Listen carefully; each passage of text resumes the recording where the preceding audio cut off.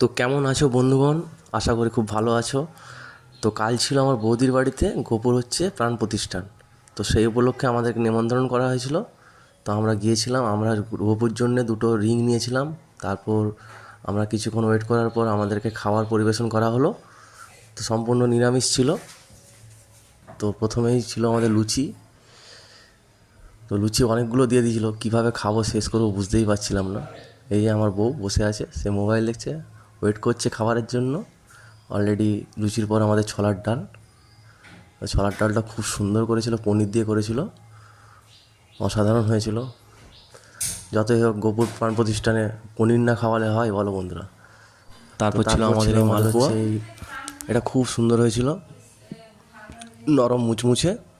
তারপর আমাদের ছিল এটা। তো তারপর আমাদের ছিল আলুর দম, আদা জিরে দিয়ে করেছিল, অসাধারণ হয়েছিল। এটা আমার ভাইজি রেসিপি। একটা করে রসগোল্লা। রসগোল্লা দেওয়ার পর তারপর আমাদের যে পড়েছিল পায়েস।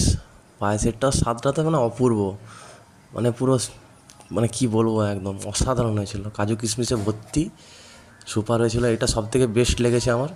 তারপরে এই যে আমাদের একটি ভাইজি পা দুলাচ্ছে, দেখো সবাই, দেখছো?